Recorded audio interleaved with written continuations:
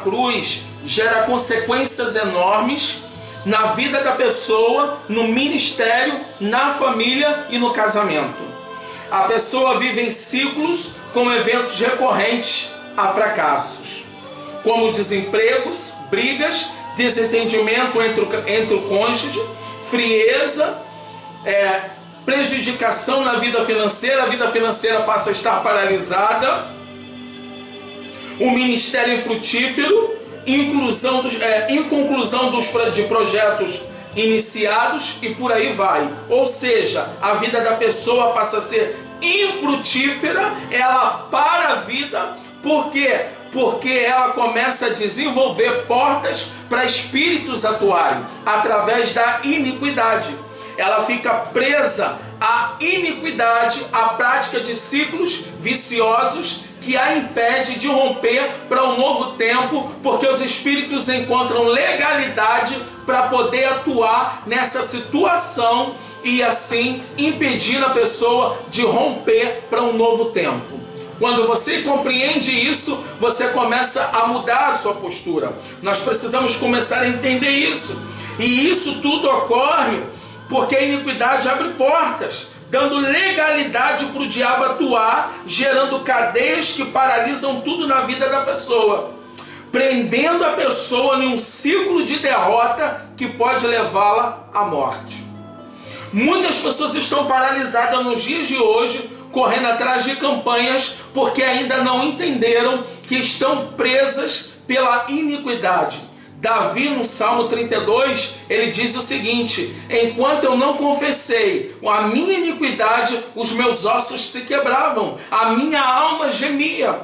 Então a confissão dos nossos pecados, o abandono dos nossos pecados, trazem a manifestação da misericórdia de Deus que nos faz viver o sobrenatural. A misericórdia de Deus é a manifestação de uma graça infinita que nos leva a viver o sobrenatural. É uma oportunidade dada por Deus para voltarmos para o caminho certo e viver aquilo que Deus determinou desde antes da fundação do mundo.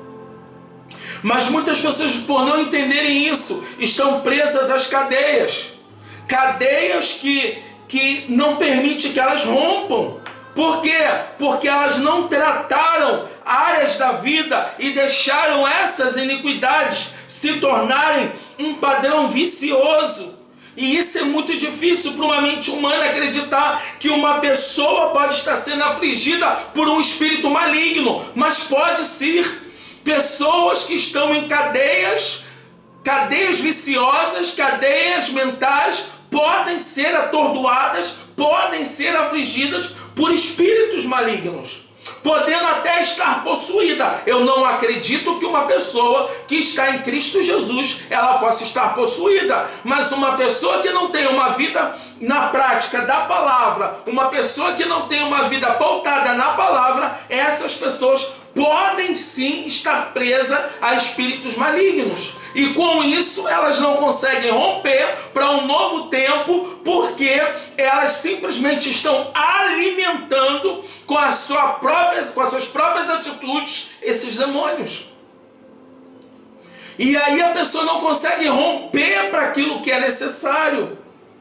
E nós precisamos entender que nós temos autoridade em Cristo Jesus para vencer todas as batalhas espirituais. Graça e paz, Victor. Nós temos autoridade. Como, Suelen, tenho visto pessoas até de ministério com demônios. É verdade. Isso é pura realidade. Mas sabe por quê?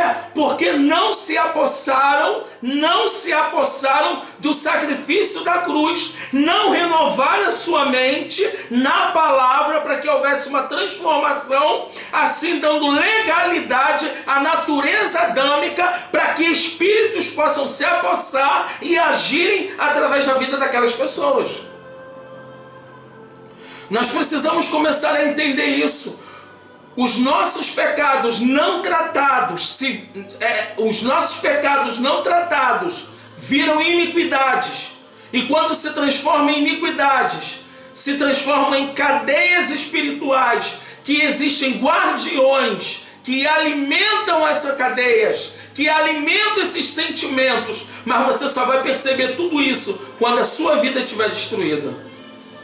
Então é momento de se levantar e observar e começar a mudar a sua maneira de pensar, a começar a mudar as suas atitudes, porque você foi chamado para ser livre. Você foi alcançado pela graça do Senhor. Então a graça de Deus nos dá a oportunidade de rompermos com essas maldições estabelecidas, de quebrarmos essas iniquidades do passado e romper para um tempo de sucesso, e romper para um tempo de vitória. Mas para isso vai requerer uma postura de cada um. Para isso vai requerer que você se coloque hoje em uma vida de transformação mental, renovando a sua mente para entender o que é bom, perfeito e agradável. Óbvio, renovando na palavra.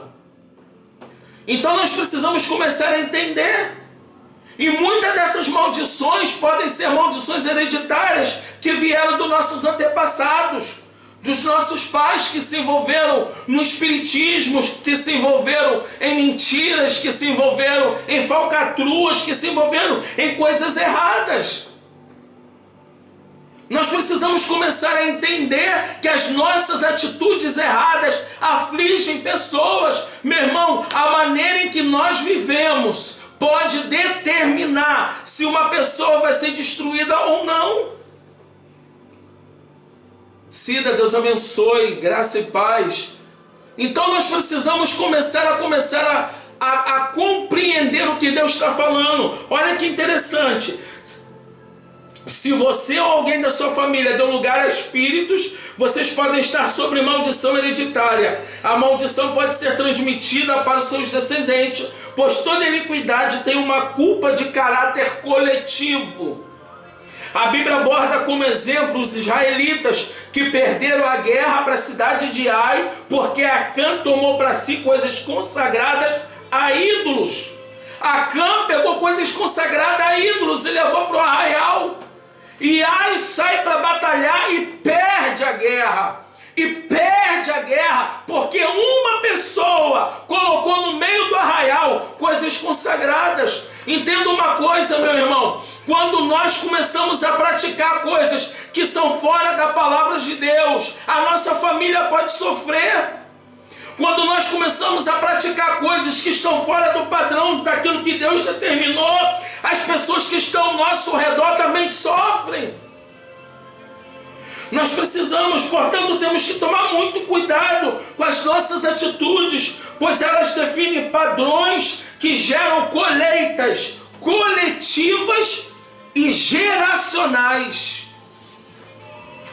Então nós precisamos começar a entender que a maneira em que nós vivemos podem abençoar vidas, como podem também amaldiçoar. Então nós temos que quebrar, temos que nos posturar como filhos de Deus, para compreender o plano e o propósito de Deus e sermos abençoadores, amém? Eu não estou falando que com isso nós não vamos errar, eu não estou falando que com isso nós não vamos tropeçar, não vamos ter problema, não é isso. Eu estou falando de algo que é feito com uma consciência pecaminosa, com uma consciência maldosa, algo que é feito na base do padrão iníquo, na base que está padronizado com os espíritos. Porque o pecado, quando a gente tropeça no pecado, já tem sangue de Cristo para nos lavar. Quem está compreendendo? Quem está compreendendo o que eu estou falando? Nós precisamos então começar a entender isso. Agora, alguns sintomas de maldição hereditária. Presta bastante atenção. O sofrimento de um paciente é um sintoma de uma doença. Todos os sintomas carregam uma mensagem natural ou espiritual, que devem ser discernidos de forma correta. Pastor Sandra, pode cortar e voltar. Preste atenção.